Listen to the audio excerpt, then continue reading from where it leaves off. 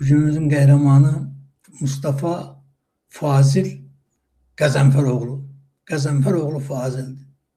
Yəni bizim Milli Məclisin deputatı Fazil Qəzənfəroğlu da, yox, bugünkü deputat qonağımız Elşad Musayevdir. Siz yəqin ki, onu tanıyırsınız, o da şərəfsiz bir gədədir. Amma Fazil, bugün Fazil Qəzənfəroğlu Fazil İsveçdə, Stokholmda istirahət edir. Oradan da bizə bir neçə şəkil çəkib göndərib və düzünü deyim ki, mən də baxdım və ürəyim daha döndür. Fikirləşdim ki, Fazil Mustafa bugün Stokholmda gəzərkən də ki, o kresloda oturub, skameykada oturub, alma yeyə və Aralıq dənizində deyəsən, o dənizin ətrafında oturub fikirləşir ki, nə yaxşı ki, nə fikirləşə bilər, nə yaxşı ki, tez satdım. Yoxsa satmasaydı Fazilin Stokholmda nə itazmışdı, kim idi onu Stokholma bıraxan? Yəni, o da yəqin ki, indi Əli Kərimlinin yanında türmədə idi. Baxın.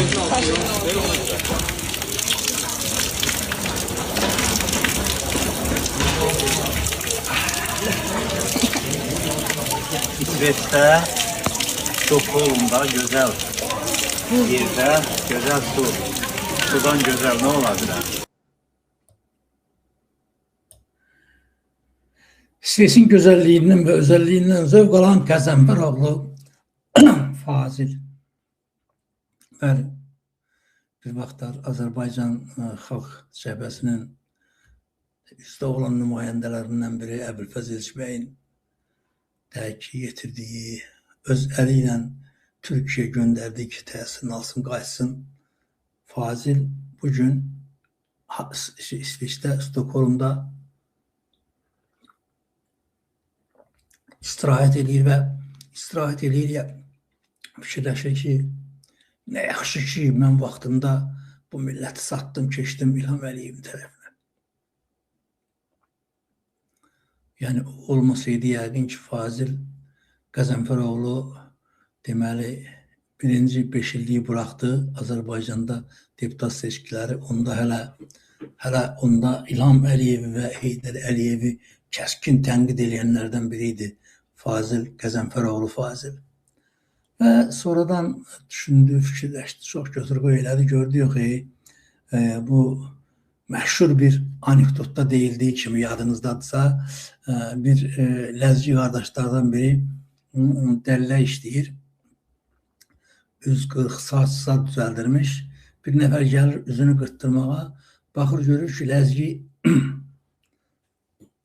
üz qırxılan yerdə 3 dənə ülgüç qoyub. Deyir ki, can qardaş, bu nə ülgüçlərdir? Bu da deyir ki, bəs bilirsiniz, bu ülgüçlərin biri deyir ki, bu ülgüç, bu gözəl kəsən ülgüçdən uğraşların üzünü qırxırıq. Bu birisi ülgüçdən də şərəfli, namuslu insanların. Sən indi əgər uğraşlıq edirsənsə, indiyənə kimi ömründə bundan qırxaq, yox, əgər uğraşlıq eləmirsənsə, bu birisi ülgüçdən qırxaq deyir, yox, nə danışsan, biz nəsillikcə heç vaxt uğraşlıq işindən məşğul olmamışıq. Ləzgi başlayır, neysə, həmən o ağzı körşalmış ülgüçdən bunun üzünü qırmağa, bu kişi görür ki, bu öldürür bunu. Deyir ki, ləzgi qardaş dayan, yadıma düşdü, mənim uğraşdığım olub bir vaxtlar. Bax, indi həmən bu Fazil Qəzənfəroğlu da onun günündədir və bugün deyək ki, Stokholmda oturub onu fikirləşir. Fikirləşir ki, nə yaxşı ki, özdə səsindən hiss elədim, Lentin səsindən hiss elədim, orada danışıqda çəkənlər deyəsən Fazil Qəzənfəroğlunun nəvələridir, səslərindən hiss elədim.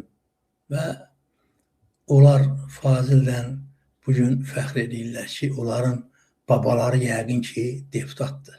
Amma çox keçməz ardıca bir 10-15 ildən sonra onlar xəcələt çəkəcəklər ki, Fazil kimi onların bəs babaları var.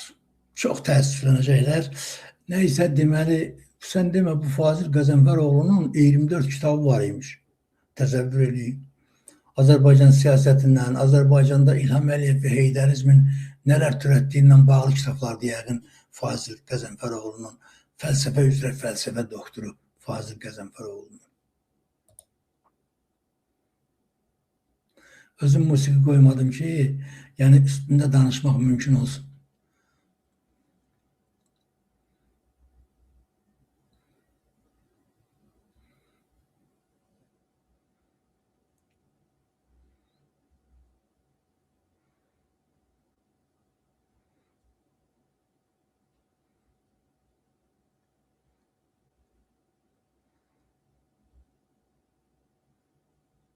Demək bu İsveçdə 1000 il yaşı olan qədim yaşayış məskənidir və burada da Brod şəhəridir, kəndidir daha doğrusu və burada kitab köşkü qoyulubdur və bu köşkdə də hər kəs gətirib kitabını qoyur ki, başqaları oxusun, paylaşır və bu çox gözəl bir ənənədir. Bunu çox bəyəndim və hər yerdə tətbiq eləmək lazımdır. Bunun ölçülərini zadını da baxmaq lazımdır. Deməli, dostlar, burada bir yerdə Fazil Qəzənfəroğlu qeyd edir ki, bəs bizdə də Şahbaz Xudoğlu bu işdən məşğul olur. Amma mən onu kəsdim həmən yeri. Ona görə ki, bu məsələnin Şahbaz Xudoğluya dəxli yoxdur. Və bu, həmən bu gördüyünüz kitab kioskı, dostlar, bütün Avropanın istənilən şəhərində, ən balaca kəndində də hətta gedəndə rast gələ bilərsən. Nədir bu məsələ? Deməli, bu kiosklar bizim düz evin yanında da var. Deyək ki, buradan bir 250 metr metronun yanına kimi geçsən, orada görərsən ki, həmən o kiosk, bu kiosk, yəni kitab, bilirsiniz də bu kitabdır, kitab kioskü və açırsan orada görürsən, əgər sənin deyək ki, xoşuma gələn, məsələn, deyək, mən bir kitab aldım, oxudum, ondan sonra evdə saxlamasam,sa yəni mənim deyək ki, oxumaqla, ədəbiyyatla məşğul olan adam deyirəmsə, təbii məsələdir ki, həmən kitabı götürür, gətirir, qoyuram həmən kioska ki, qoy başqaları da oxusun. Yəni, bundan gözəl, bundan xeyirxah iş ola bilməz və ona görə də bugün deyək ki, burada Avropada kitabın qiyməti çox bahadır. Yəni, söhbət yaxşı kitabdan gedir. Fazil kimi 24 dənə kitab yaz, mən heç birini də oxumamışam. Fazil nə kitab yazır? Mən sadəcə olaraq axmaq, avara, siyasi nəsə Heydər Əliyev belə gələdi, İlham Əliyev belə elədi və yaxud da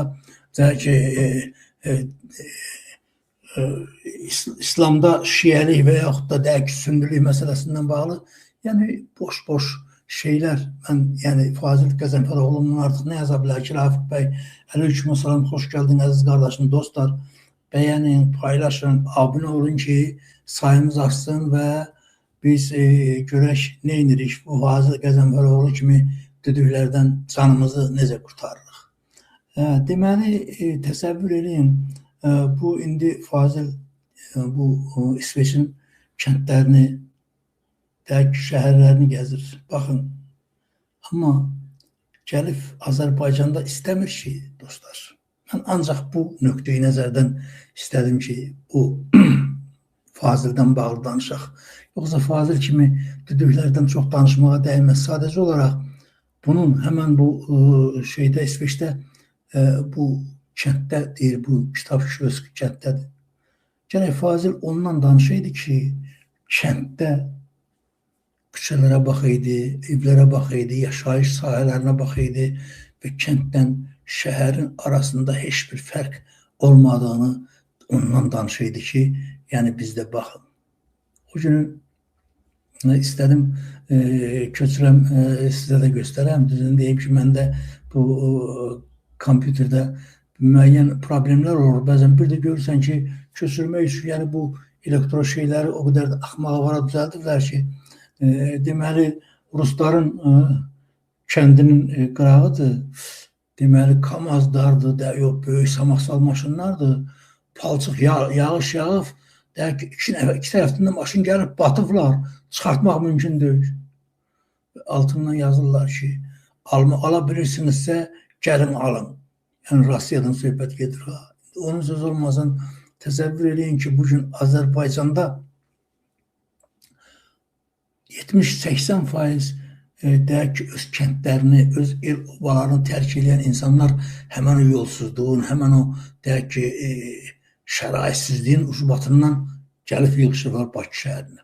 Dostlar, bu insan müəyyən bir sahədə, bir istənilən bir sahədə savadlı, yəni bilici ola bilər, yəni mütəxəssis ola bilər, amma dünya görüş nöqteyi nəzərindən çorbanın düdüyün biridir bu Fazil Qəzənfəroğlu. Yəni bunun həmən o qafasında bu gün mağara təfəkkürü ilə yaşayan adamdır. Yəni biz olan yerdə, Ermənistan və Naxçıvanlı olan yerdə Əli Kərimli kim də hakimiyyətə gəlsin, məsələ bu şeydən yaşayan insanlardan biri də həmən bu Fazildir. Təsəvvür edin. Və təbii məsələdir ki, yəni bugün məhz bizim əziz qardaşlarımız, yəni bugün Naxçıvanda yaşayan bizim analarımız, bacılarımız, övladlarımız, qardaşlarımız, qızlarımız hamısı məhz o mağara təfəkkürünün qurbanı olmuş adamlardır və onların bugün Naxçıvanın 90% demişəm sizə. 90% bugün Türkiyədə həmən o Halkalıda çoxunun da qeydiyyatı olmadan, yəni bir parça çörək təsəvvür edin, gənc uşaqlar filanlar, məsələn, deyək də 70-80-ci illərdə, məsələn, 60-cı illərdə demək olar ki, Azərbaycan təhsilində o sonradan olan insanların bilikli, savadlı, təsəvvür edin olan insanlar bugün Naxçıvanın, deyək ki, Türkiyənin İstanbulunda ona nökərçilik eləməklə məşğuldular. Məhz İlham Əliyevin bandasının əlindən qaçıb Türkiyədə, deyək ki, İstanbul şəhərində yerləşmiş insanlardır.